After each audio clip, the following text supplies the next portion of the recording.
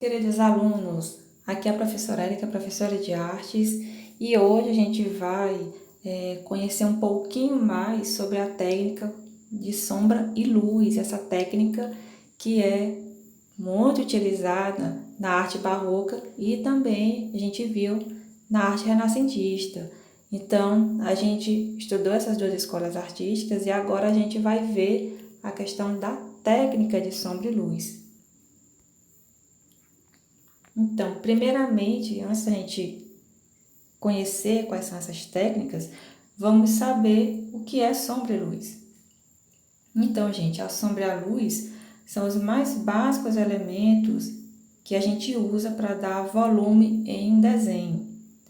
E o volume, gente, vai ser um conjunto com a forma e vai praticamente distinguir os objetos que a gente conhece, né, que estão presentes no nosso dia a dia. E para a gente poder realmente conhecer um objeto, entender a forma de um objeto, a gente vai depender da luz e da sombra que vai estar presente nesse objeto, certo? E a questão de quando a gente vai representar algum objeto no papel, alguma imagem no papel, a gente precisa representar o real. E é justamente com a sombra e com a luz que a gente vai conseguir dar essa realidade ao desenho, através, né, utilizando a sombra e a luz, para poder dar essa ideia do volume, ok? Então, gente, sobre a questão da sombra na arte, a gente tem dois tipos de sombras. A primeira é a sombra própria, que é a sombra contida no próprio objeto ou pessoa, e tem a sombra projetada. A sombra projetada é aquela sombra que, quando a luz bate no objeto ou na pessoa, ela acaba sendo projetada na parede ou também no chão. Então, basicamente, a nossa sombra, quando o sol bate no nosso corpo e que a gente vê a nossa sombra no chão, essa sombra é a chamada sombra projetada. E elas praticamente estão juntas, né? A sombra está presente no nosso próprio corpo e também vai estar presente quando a luz bate no nosso corpo e que vai ser criada essa projeção da nossa imagem. Então, gente, aqui nós temos uma imagem bem simples de uma bola de sinuca. E só para vocês entenderem que existem vários tipos de luz e também sombras. Então, simplificando, o que vai importar para a gente vai ser a sombra própria, a sombra projetada e a luz especular ou luz plena. Então, basicamente, gente, a luz, a sombra própria e a sombra projetada, né, são os três principais que a gente precisa conhecer para poder a gente entender o que realmente vai poder dar um volume em um desenho feito no papel. Então, vamos ver um pouquinho aqui sobre cada uma delas que tem aqui. Nós estamos vendo a luz especular, a luz plena, que é basicamente a parte mais forte de luz, a concentração mais forte de luz que vai estar contida no objeto.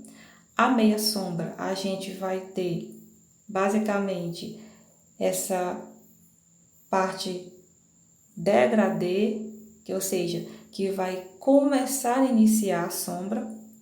A gente vai ter a sombra própria, que é a sombra contida no próprio objeto. A luz de recorte, que é onde a gente vai conseguir ver a luz e vai conseguir ver o contorno.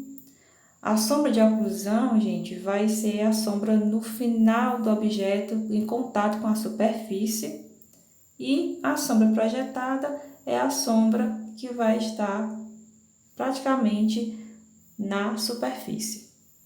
Então, essa, simplificando, são os tipos de luz e sombra que a gente pode classificar em um determinado objeto. Então, sobre a sombra na arte, no desenho, a gente tem várias técnicas e vai depender muito da proposta do artista de que técnica de sombra ele vai utilizar. Então, cada artista tem seu estilo, sua composição, né? E ele que vai decidir qual tipo de sombra que vai cair melhor no seu trabalho. Então, vamos ver aqui algumas técnicas de sombra para que vocês possam ver a diferença. Então, aqui nós estamos vendo, né, as técnicas para produzir sombra nos desenhos e elas são chamadas de faturas. Sobre a questão da técnica da sombra, a gente vai ter aqui a esfumada, que inclusive, né, muitos conhecem por esfumato, que foi uma técnica que o Leonardo da Vinci ele acabou criando e inovando na questão da pintura renascentista. Nós temos também o tipo de sombra esbatido, a sombra no estilo pontilhado, a sombra no estilo rachoreado e a sombra no estilo chapado. Então, se vocês observarem, cada uma delas são bem diferentes, ok? E aqui, gente, nós temos duas atividades.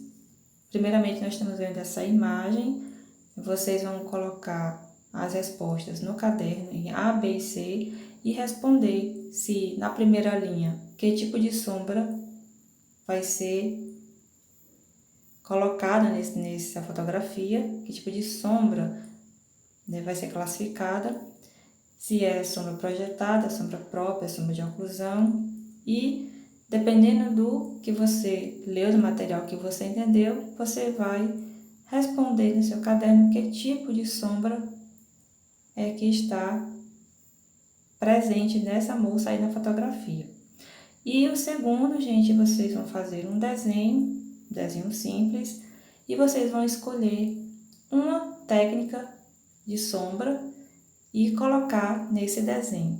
Uma dica: você pode fazer por exemplo, um copo ou um jarro, que são bem interessantes para poder abordar a questão da sombra.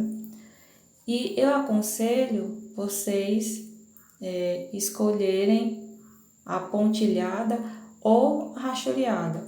Por quê? Porque a sombra esfumada, ela precisa de um lápis especial, precisa de um lápis macio para poder criar esse tipo de sombra.